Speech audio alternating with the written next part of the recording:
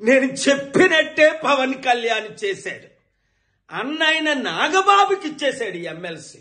మరి చంద్రబాబు నాయుడు గారు టీడీపీ తరపునే కదా ఇచ్చారు. ఏం చెప్పారు వర్మకి పిఠాపురంలో? నువ్వు పవన్ కళ్యాణ్కి మద్దతు పోటీ చేయకుండా నెక్స్ట్ ఎమ్మెల్సీ నీకే ఇస్తానని దేవుడి సాక్షిగా చెప్పాడు. ఆ వర్మేమో అమరావతిలో, విజయవాడలో పవన్ కళ్యాణ్ చుట్టూ, చంద్రబాబు చుట్టూ తిరుగుతున్నాడు. అయ్యా మీ మాట నిలబెట్టుకోండి అని. బుద్ధుందా వర్మ? వాళ్ళ మాట నిలబెట్టుకోరని అప్పుడే చెప్పాను కదా. మరి ఈ మధ్యని పిఠాపురం మాజీ వైసీపీ ఎమ్మెల్యే దొరబాబు ఎవరో అట మళ్ళీ జనసేనలో చేరాడు. ఒరే నాకు అర్థం అవట్లేదు, అసలు మీకు బుద్ధి బుర్ర ఉందా? 2008లో ఇదే పవన్ కళ్యాణ్ చిరంజీవి ప్రజారాజ్యం పార్టీ పెట్టి 100 కోట్లు 1000 కోట్లు కలెక్ట్ చేశారని మనం అందరం విన్నాం. కొంతమంది సూసైడ్ కూడా చేసుకున్నారు.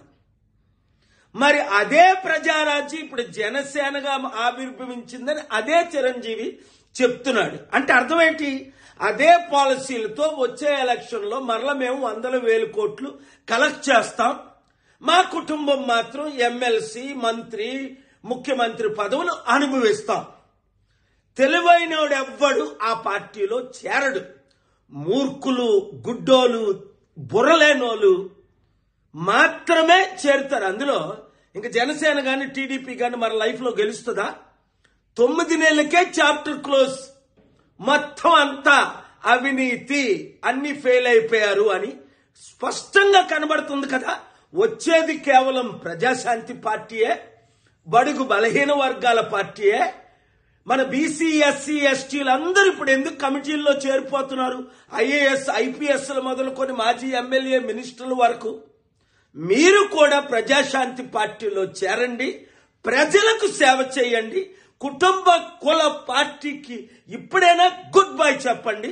చెప్పని మీ ఎమ్మెల్యేలకు, అరే యూత్, నిరుద్యోగులు, మీరు వాళ్ళకు బుద్ధి చెప్పండి. ఈ వీడియో సత్యమైనది గనుక అందరికీ షేర్ చేయండి.